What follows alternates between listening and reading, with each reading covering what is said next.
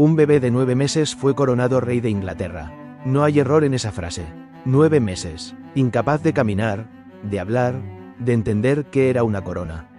Y aún así, en octubre de 1216, ese bebé se convirtió en el monarca de uno de los reinos más poderosos de Europa. Su nombre era Enrique, y lo que le esperaba era una vida que ningún guionista se habría atrevido a escribir. Su padre acababa de morir. El reino estaba en guerra civil. La mitad de los varones ingleses habían invitado al príncipe heredero de Francia a tomar el trono. Las tropas francesas ya estaban en suelo inglés. Inglaterra estaba a punto de dejar de ser Inglaterra. El hombre que salvó todo se llamaba William Marshall. Tenía 70 años. Era el caballero más famoso de Europa, un hombre que había servido a 3 reyes y nunca había perdido un torneo en su vida. Y cuando vio a ese bebé sin padre, sin reino y sin futuro, tomó una decisión. Lo protegería, lucharía por él, aunque eso significara ir a la guerra con 70 años. Marshall tomó la regencia, reunió a los varones que aún eran leales, y fue al campo de batalla. La batalla de Lincoln en 1217 fue el momento decisivo. Marshall lideró la carga personalmente. 70 años, armadura completa, a caballo, derrotó a las fuerzas francesas y a los varones rebeldes en una sola jornada. El príncipe francés Luis negoció su retirada. Las tropas extranjeras abandonaron Inglaterra. El bebé coronado seguía siendo rey. Pero William Marshall no viviría para ver lo que Enrique III llegaría a ser. Murió en 1219 cuando Enrique tenía apenas 3 años. En su lecho de muerte, dicen que dijo que había servido a 4 reyes y que no se arrepentía de nada. Los cronistas medievales lo llamaron el mejor caballero que jamás existió. Enrique III perdió a su protector antes de aprender a leer. La infancia de Enrique transcurrió bajo regentes. Primero Marshall, luego el cardenal Wala, luego Hubert de Burgh. Cada regente tenía sus propios intereses. Cada uno moldeaba al rey a su imagen. Y Enrique absorbía todo. La devoción religiosa de los clérigos, el amor por el arte y la arquitectura, la fascinación por la ceremonia y el ritual. Lo que no absorbió fue la dureza de su padre. Su padre era el rey Juan. El rey Juan de la Carta Magna. El rey Juan que perdió Normandía.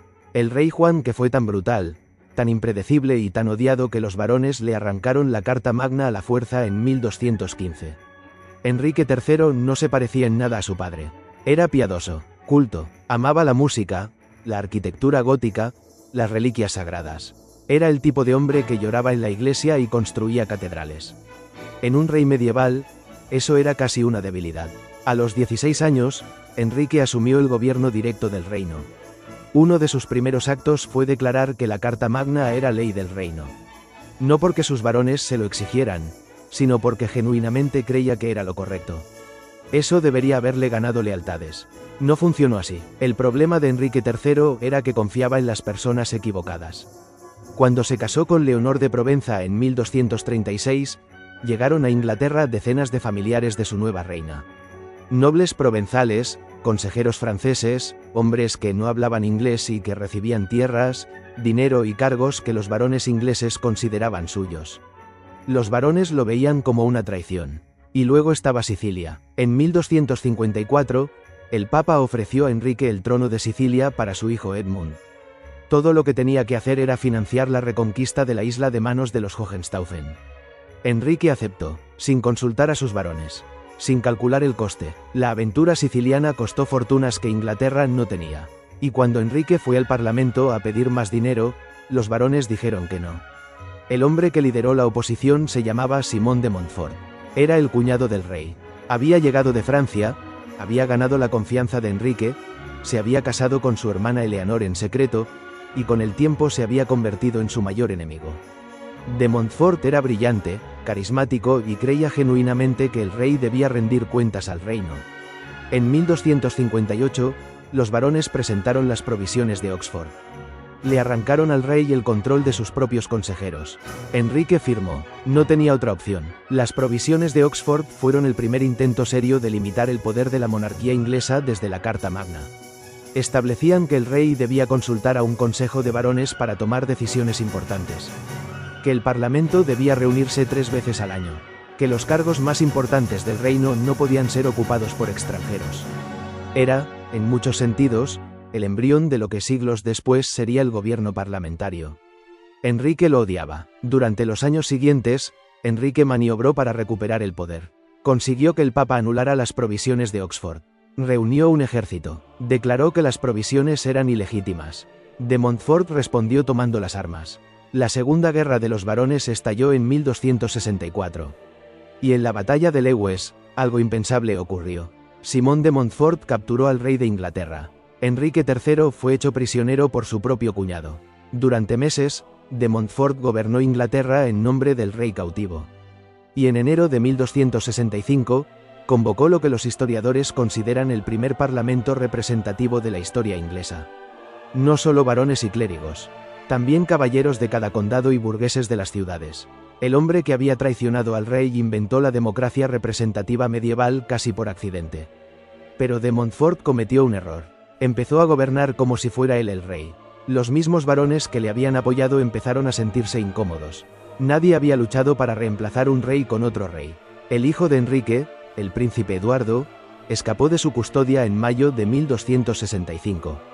Y era, a diferencia de su padre, exactamente el tipo de hombre que sabía lo que hacer con una segunda oportunidad. La batalla de Evesham en agosto de 1265 fue una carnicería calculada. El príncipe Eduardo estudió las tácticas de Montfort, usó sus propias estrategias contra él, y lo atrapó en una posición sin salida junto al río Avon. De Montfort murió en la batalla. Su cuerpo fue mutilado. Le cortaron la cabeza, las manos y los pies. Los varones rebeldes fueron aplastados. Enrique III recuperó el trono. Pero la victoria no fue solo de Enrique. Fue del príncipe Eduardo. Y todos lo sabían. El rey que había sido capturado, humillado y rescatado por su hijo nunca volvió a ser del todo el mismo. Siguió reinando, siguió construyendo, siguió siendo piadoso y culto y amante del arte. Pero el poder real había empezado a desplazarse hacia su hijo. Porque si hay algo que define el reinado de Enrique III más allá de las guerras y los parlamentos, es lo que construyó. La abadía de Westminster tal como la conocemos hoy es su obra. Enrique estaba obsesionado con Eduardo el Confesor, el rey santo que había fundado la abadía original. Decidió reconstruirla completamente en estilo gótico francés, el más avanzado de la época. Dedicó décadas y fortunas a ese proyecto. Supervisó los planos personalmente. Eligió las reliquias que se guardarían en ella. La abadía se convirtió en el corazón sagrado de la monarquía inglesa. Enrique III fue el primero en ser enterrado allí en la nueva construcción. Después de él, casi todos los monarcas ingleses serían coronados y enterrados entre esas mismas paredes. El rey que no supo controlar a sus varones construyó el edificio que definiría a la monarquía inglesa durante siglos. Su devoción religiosa era absolutamente real. Enrique pasaba horas en oración diaria. Atendía hasta 3 misas al día. Tenía una colección de reliquias que incluía lo que se creía que era sangre de Cristo, conservada en un cristal. En 1247, organizó una procesión solemne para llevar esa reliquia a la abadía de Westminster. Caminó descalzo, en ayunas, durante kilómetros, cargando el relicario él mismo.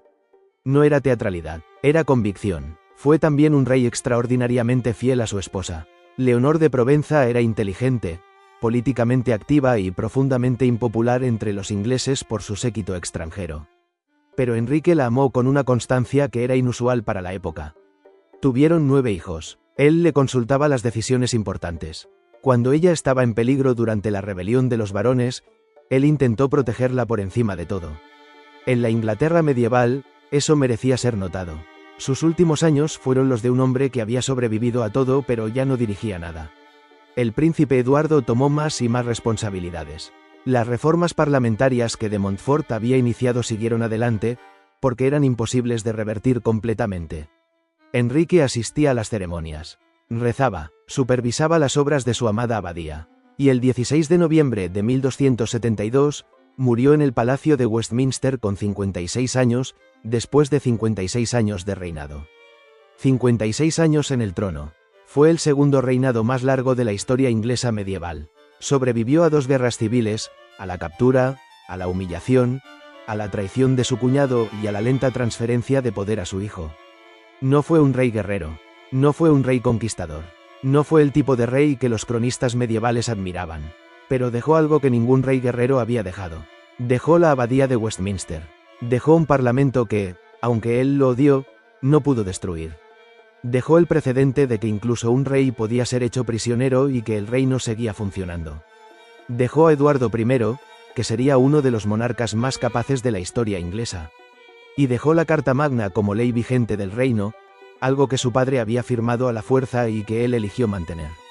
La historia lo recuerda como un rey débil, como un rey que perdió el control de sus varones, que despilfarró fortunas en aventuras imposibles, que fue capturado por su propio cuñado. Todo eso es verdad, pero también es verdad que un bebé de 9 meses sobrevivió para reinar 56 años. Que un hombre que amaba la belleza y la fe construyó el edificio más importante de la monarquía inglesa. Que un rey al que todos intentaron controlar dejó instituciones que controlan a los reyes hasta hoy. Enrique III no fue el rey que Inglaterra necesitaba. Fue el rey que Inglaterra tuvo.